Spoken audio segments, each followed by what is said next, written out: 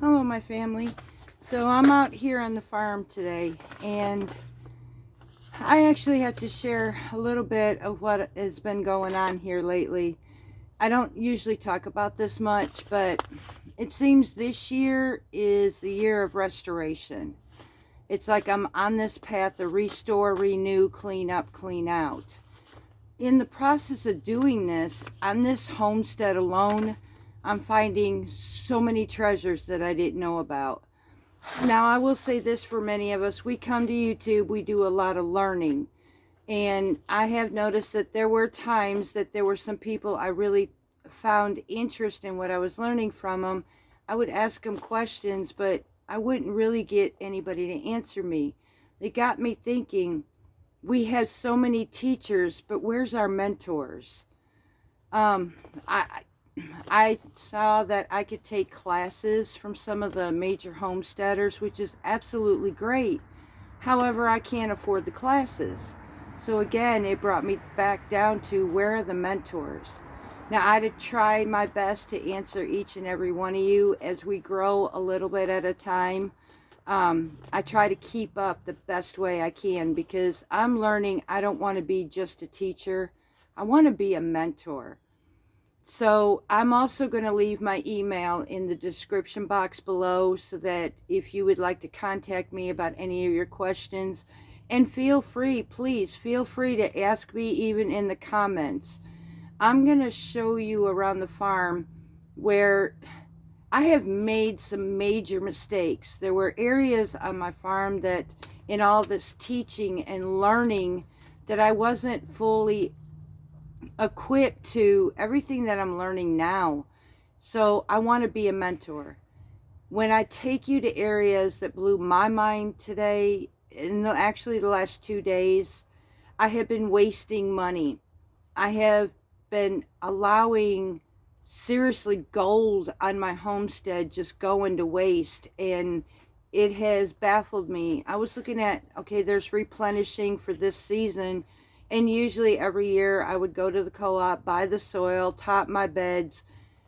I have gold on this property. I don't need to do that. Matter of fact, with what I have been shown, what I've seen, I may have a bumper crop like I never had before, and I'll explain it. One area we have some cow manure. Now, we got that about 2 years ago, and I will tell you what I have learned. Cow manure is a really good manure. However, it's also a moisture holder, moisture barrier. So it does hold a lot of moisture. That can be beneficial. I also have chickens on this property that I never really utilized their fertilizer. A lot of it was intimidation because of the teachings. It's hot. It can burn up your plants. But there are ways, oh my goodness, y'all, there are ways that we can use this, and it's not as much time as folks would think. I'm going to take you inside my chicken coop and try to break this down. This may end up being a long video, but it's going to be very informative. And before I take you around on my treasures that I found, I'm going to leave with this information before we take that tour. In cow manure, NPK, which is nitrogen, phosphorus, and potassium. These are extremely important in our gardens to be able to get our crops to do what we need. Now, composted cow manure, it shows that it has the ratios of 3:1. 3 in nitrogen, 2 in phosphorus, and 1 in potassium. Now, that's a pretty fair low ratio if you think about it. We're chicken manure. Now, understand this, chicken manure is higher, but do you know between that, and I'm fixing to get some quails this year. Quails is even topmost super fertilizer you can ever have. But chickens alone, now theirs is a higher ratio, but there's a point to this. Their ratio is 5:4:2. 5 nitrogen, 4 phosphorus, and 2 potassium. Now, with that measurement, know this. If you're like me who uses pine shavings in your nesting boxes, or use shavings or straw or needles, over time, within a year, these nitrogen levels start to drop. When it rains, it leaches more down into our soil, releasing the nitrogen. The key way to use chicken manure is in the beginning. In the beginning of, like for me, okay, I'm going to top my beds this month, and I still have until April. Now mine has already been pretty much composted. So I'm already getting the point where my nitrates are coming down. They're still high. So it feeds into my soil, and if I allow the rain to get my soil where I'm not planting anything, it starts to drop into the soil where it spreads instead of just that top layer. The best way to use this is in the beginning, when your plants are, you're just putting them in your garden. This way you're not getting 100% nitrates throughout the whole entire system, and all you're getting is a bunch of leaves and no fruit. By the time it comes to producing your vegetables, your nitrates are low. Your plants got exactly what they needed, and now they start filling in with the potassium and all this that is now leached into your soil. So it gets a well balance, and you don't have to literally buy fertilizer. If you are raising chickens, save your money. If you have a farm, save your money.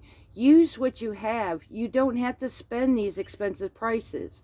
And I'm going to take you around and show you what crazy things I have done on this homestead. And I really never had a mentor. I had a lot of teachers, but my teachings were minimal here, minimal there, until I could get a big broad span to what I know now. And this is where I would choose rather to be a mentor than a teacher. Now I'm going to take you around to what I discovered this weekend. So let's take a tour. Okay, so I'm going to see if I actually walked with y'all like this. Oh my gosh. So anyways, this is my cow manure, and it's under this big old tarp. This is 2 years old. And so I just tarped it over. Now, when we got this, it came from a barn. And in the barn, there was actually, I don't know if you can see it, but there's a lot of these rocks. Now, I listened to advice. Maybe I should and shouldn't, but we took this because this is all we had. We couldn't afford to keep putting brown cow into my gardens, so we took this. Now I got all these rocks in my beds as well. Can that help for drainage? Yeah, but too much can be really hard when you're trying to plant. Now, I could choose one or two things. I can go ahead and take everything back out of my gardens and start all over, or try to work with what I'm going to do. And I'm just going to try to work with it. I am finding these big rocks in my garden beds are starting to pop up, and every time they do, I'm yanking them out. The other thing about this cow manure that I noticed, and although now, 2 years later, it would form these big clumps when I try to turn my beds. Now, some of those clumps were so hard I couldn't do anything with it. I can now, but this is 2 years. So, and it was already composted at that point as what it was told to us, but I don't know. But it's still, can you see the moisture in this still? Let me see if I can get you in the shaded area where you can see this. So I just put this ball in here. Now it holds moisture fairly well. This could be a good thing, and it could be a bad thing. It can be good if you have a minimal amount, but if you have a lot like I do, this could be really bad. Thank God right now this is breaking down. But this it has made it hard for my seeds to grow. Now let me take you on the other section that I found. Okay, so over here, you wouldn't think I've got anything here. I allowed my husband to just cover this up. I didn't think nothing of it. Now last year, I bought some mulch. And so I had a little bit left, and the leaves have fallen on top of it, and I allowed my husband to cover it up. But I found something today. And I started going through this, and when I pulled this apart, I'm trying to get it where you can see. When I pulled this apart, look at the soil. It is rich. It is dark. it is composted. Okay, so I started thinking, wait a minute, you know, it's still mulch. It absolutely still is mulch, but it's turning into dark soil, like rich black soil. I'm going to take you in some other areas. Okay, so this is my 20-footer. This is the bed that we planted in. Now, there could be quite a few options as to what's going on. We still have some cool weather. Did I plant some of my lettuce seeds and all that too early? Very well possible. I could have waited till the end of this month. Okay, but still yet, I'm getting some growth. And I'm going to take you down this line where this is the whole entire area where we planted. And I'm getting some growth. Now we're getting temps right now down in the 20s, like the mid-20s. These are the radishes. Okay, this cow manure in this bed is finally breaking down to a finer soil. And I'll take you over here to where I'm showing you. Finally. Now I just dug this up because I have been having issues of big clumps like this one in my soil. And it's hard. It's still hard. So it's holding moisture and all it's doing is clumping up. And this is making it hard on my seeds. I have to take my compost and change this. My beds are not replenished to the way they need. They don't get the nitrogen and the phosphorus and all that they need because I keep listening to the same advice of putting this on top of that or putting that on top of it. And I have gold sitting on this property where I can literally this year change this whole gardening area. And I'm taking you to each step to show you. But I kind of want to get your attention back over here because, and my husband knows it. He already knows I call him this. I call him my radical hillbilly grower. But he's teaching me something in this. This is my garden. I planted each seed carefully. You know, I take care of this. I have allowed nature to come and water it, and I pull the weeds. But my radical planting husband, he literally throws out seed, puts down what he wants, and he leaves it. He lets it do its own thing. Let me show you where I'm getting to about his radical planting, but what he's showing me. Look at this mess, you all. Now I'm going to take you down and get a closer look at what's going on here. Do you see this? I will let you know what he did and what he showed me. Now you just seen my garden and look how plush this mess that he radically planted is doing. What did he do? Well, let me bring your attention to the chickens. Underneath that, the chickens can't get down there, so it's more or less the droppings. Their feed's coming in there. Sawdust or pine shavings are coming in here. Now this has been like this for a year. It had piled up so high, so he started taking the shovel to it, took it from that area right there, threw it over here, and just tossed out his seeds. And look at this. Let me take you to one more spot.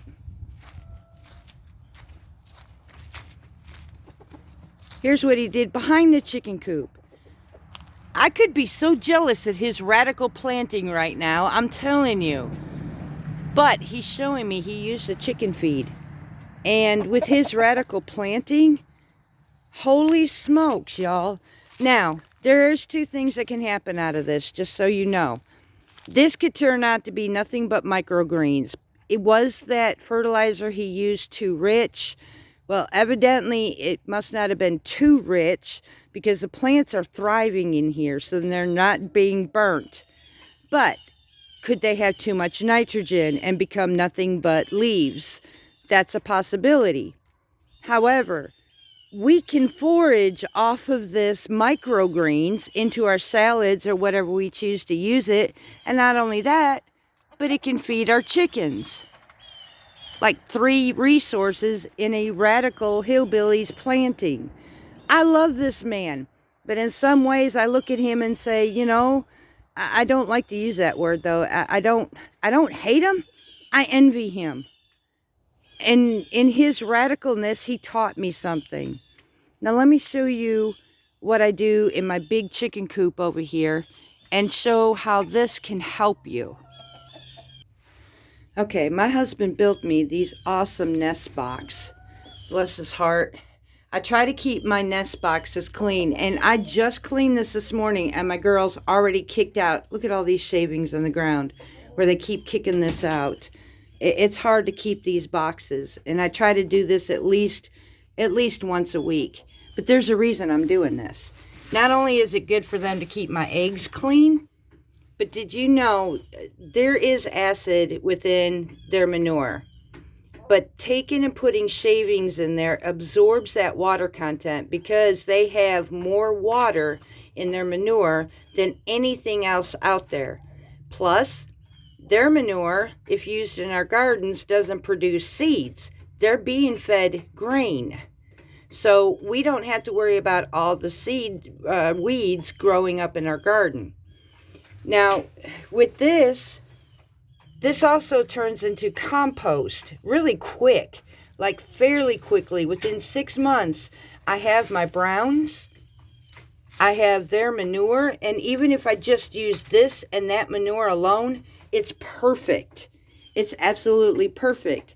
And knowing what I learned just now about all this, it took the chore of doing this and it made it change for me. I don't think it's a chore anymore. I'm looking at it as a treasure. So I'm grateful for this. Now this summer or this spring when it warms up, I'm going to get in here because this whole area in this inside of this coop, it's compost in here as well. And I'm going to have to come through here and level this out because it's getting kind of thick, which is going to be a chore for me with a shovel. But I'm willing to do this because I will take it to my compost pile. So let me take you to that section. Okay, so let me get it where you can see this. The sun is in the way. So here's my compost bin he built me. I do have a top on it. So I've been pouring stuff right over here and just pouring it. This is over a year old. I haven't really messed with it. I don't know what I was thinking. But look at this soil base. Look at this. Y'all, this is crazy. What am I doing on this homestead? I have all this richness. This is manure. This is old soil. This is literally scraps from my kitchen. It's these plants right here when I chop and drop. Now I need to break these down more. But I've been chopping, dropping, or not even chopping. I've just been pulling and putting in here. This is over a year old, just sitting here, and it's composting. I've even put some of my old sourdough, when I go to feed my sourdough, I've put it in here. Organisms to eat the soil down. This is crazy. I have been buying new soils. I have been buying fertilizers. I've bought commercial fertilizers, and I have wasted so much money. I could kick myself in the tail end. This is what made me turn to be a mentor. I needed a mentor. I've needed one this whole time. I can learn, but if I don't have a mentor, how am I going to be able to apply what I'm learning if I don't have full information to know what I'm doing?